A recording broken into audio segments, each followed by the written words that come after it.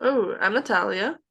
Um, let's see. I do psychology coaching, um, in a particular style, which is to untie knots and create affordances for people. Hmm. I studied psychology at Yale and computer science at Yale, and I wanted to do a practice, um, that was outside of an academic setting for a long time because a lot of the epistemics in the academy were really bizarre to me, and we were not learning that much about like how to actually like account for a lot of phenomenon in the world existing. And so I had like a 5 year journey of finding people who were doing the really, really real thing on standards that I really liked. Wow. Uh, so that was cool. So that's how I found James and Emily, and that's Emily found you. And that's how I found another practitioner, Kathy. Um, and so I've just been like trying to like put myself in situations where I am able to find people Yeah. that are really, really rare to find. And that has been paying off really well for me. And so I've been like continuing to do that. I'm also a writer.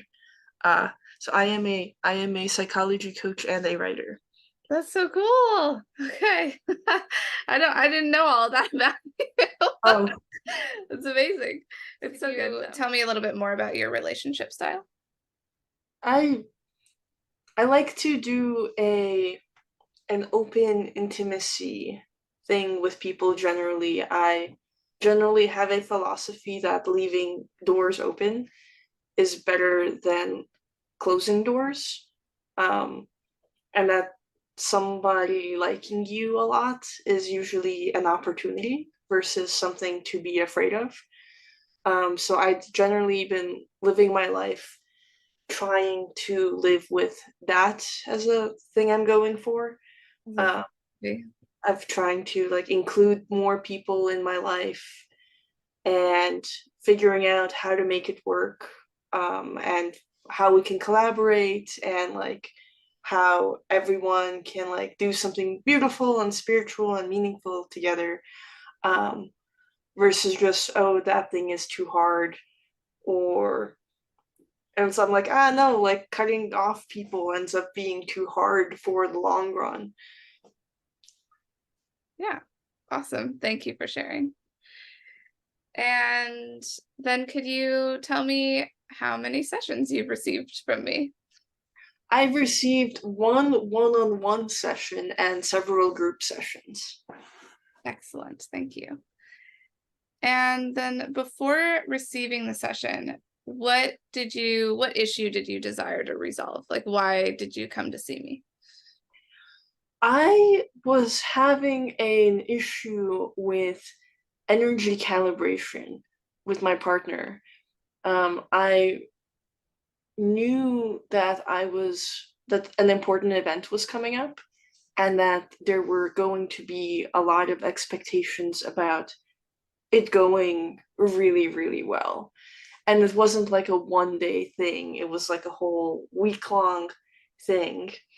Um, And so I wanted to be prepared for that week, um, because I knew that I had a bunch of stuff that I normally do, that could have easily like screwed it up and like screwed it up for the whole week and then like screwed it up for the whole month because the energy was with my and this was like a big thing with my partner who I live with, and it was important for us to like reach a certain milestone together through doing this thing together.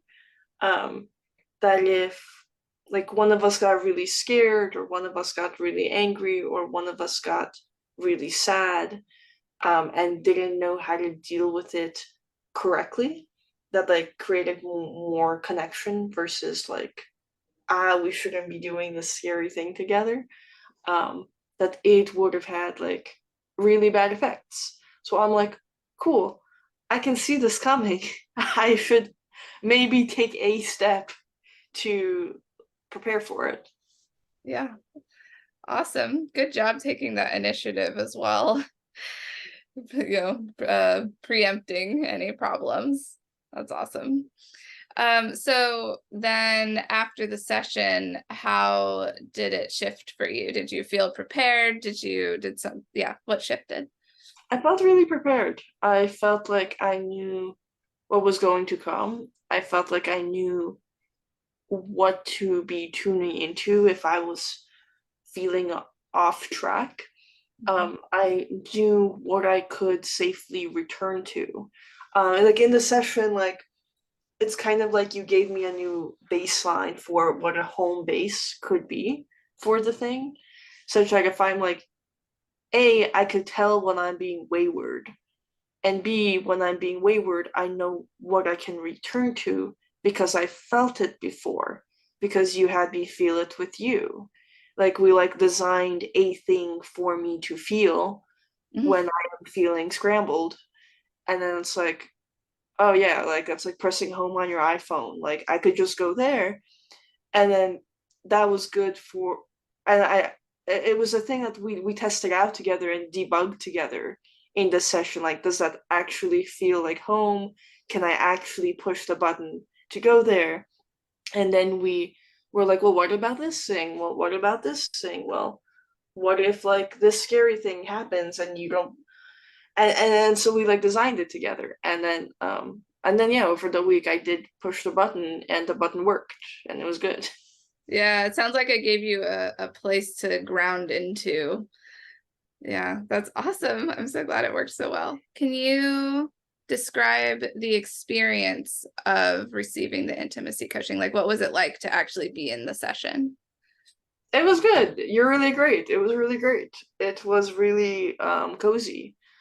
Um, it was a cool mixture of coziness, but also like um, it wasn't like it was both like really, really sweet, but also spikiness was allowed, which Mhm. was like really great for like my style of communication. Um, where Yeah, it was really good. It felt really good. I felt like I could say anything and you would understand it, which was really cool because I like went into extended metaphor in order to point to bizarre objects, in like the mind and in the world, and you were able to follow all of it. Um, and over the session, like, it's like, oh, like I start off talking normally, but then like as we keep talking, we go deeper and more esoteric, and like sometimes people like back off from that, and you were like, oh no, I know what that thing is, I like know that shape, like yeah, we could keep playing in that space, and I'm like, awesome. Thank God, this is great. That's so cool. I'm so glad it felt that way for you. Did the experience, and it could be no, it's okay, but did the experience you had during the session transform a view that you had of the world or how you interacted with the world in any way? Kind of, it made me feel more empowered in the like existential sense of the world, and like more in the like clowning and surreal traditions of the word empowered, of like, hey, you know, you could be doing anything, like hey, you could shoot that guy over there, hey, you could break that lamp, like hey, you could do all the drugs right now, like hey, you could paint the wall and then get in trouble for painting the wall in a and then it's like, Yeah, it sounds like I gave you a sense of agency. yeah, for sure. Like you really do have the choice. Yeah, and it comes from like a like with your coaching, it was like in a coming from a deep place. So that was really cool. I don't get that often. Yeah. at that particular layer of world person interaction. Yeah. That's wonderful. So moving forward in your life, what would you expect to retain from that session that you received? Oh, it's hard to say because it's one of those things that you feel where like the transformation is less at a cognitive level and Hmm. it's more of like your whole body moved to a different plane and such that a lot of people, including me, are bad at tracking like the entire plane movements. Um, I would say it had me access like a new place of honesty about like who I am and what I want to be doing and the locus of where it feels right. You were like looking for a deeper place. Hmm. Uh, and so like you showing me where that place is in me is like now a new place I can access. Yeah. Uh, and that would have taken me like a really long time to do. Um, so that was really cool. Yeah, it sounds like it's like a fundamental shift in how you encounter the world.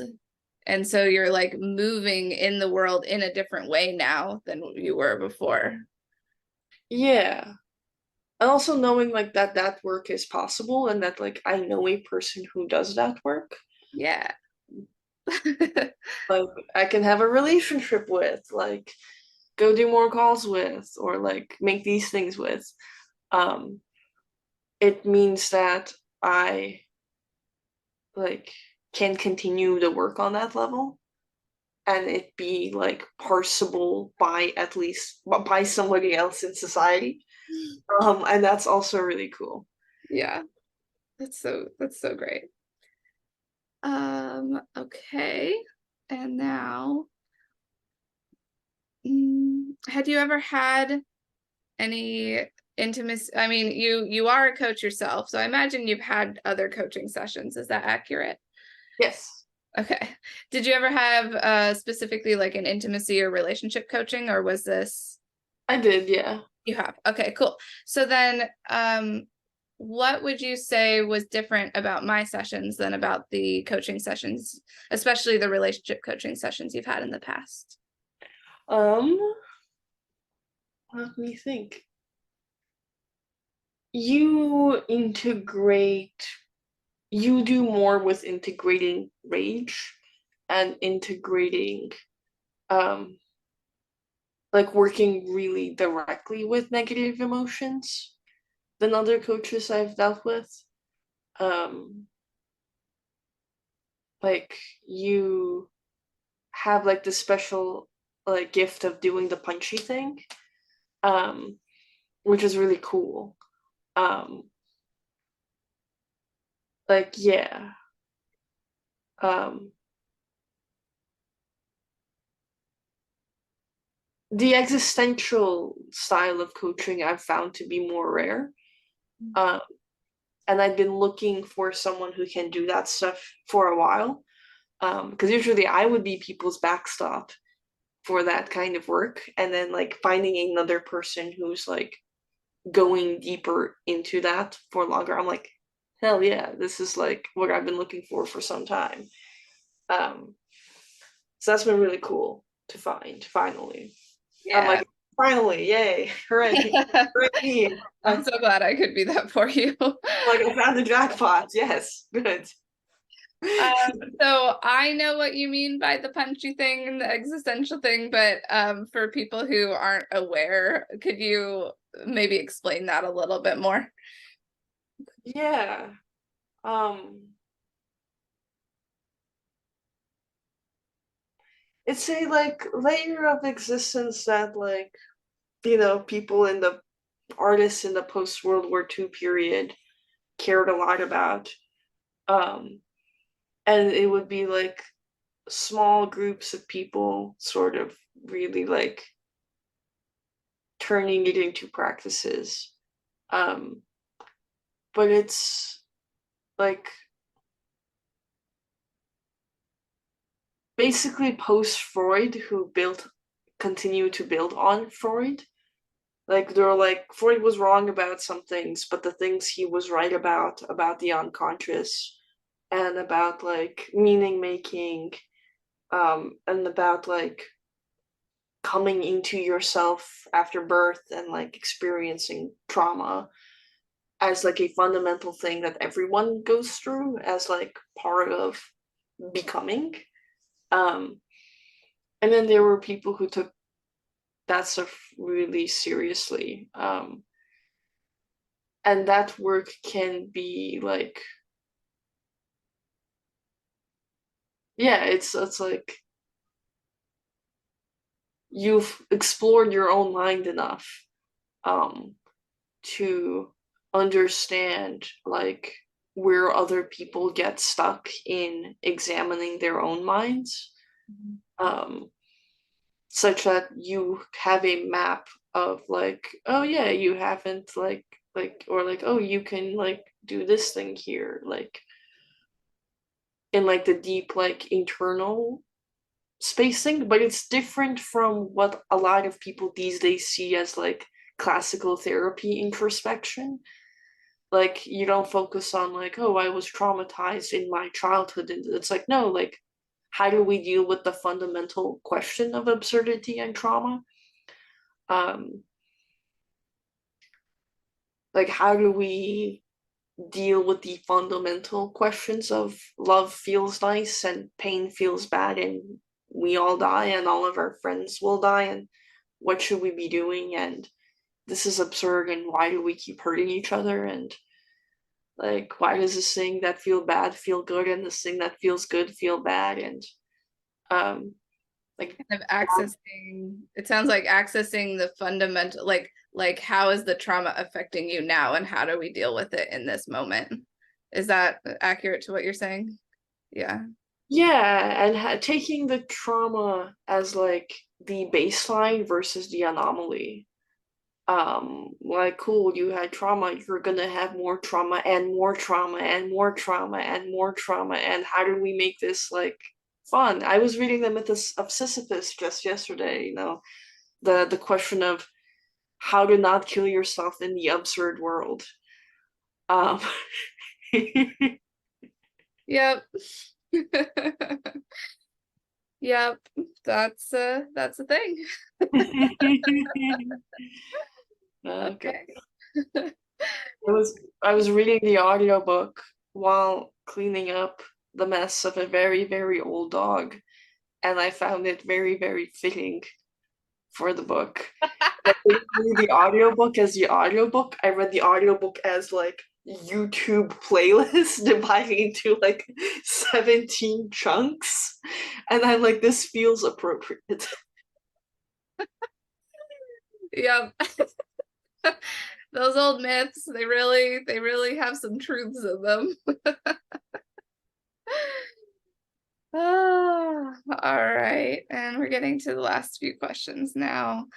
Um, what message do you have for someone considering receiving a session from me? Oh, what message? I would say try it. I would say um my general approach to coaching, and like coaching at this point in particular, is like people tend to be kind of shy, but it works well on if you're considering coaching. um One of two things is true.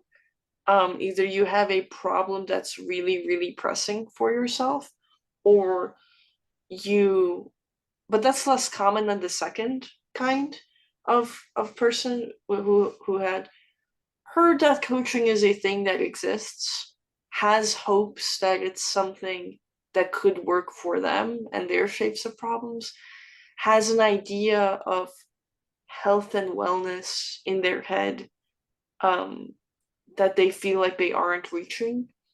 and that perhaps maybe a coach is somebody who can help their reality and what they think is the idea of wellness get closer together.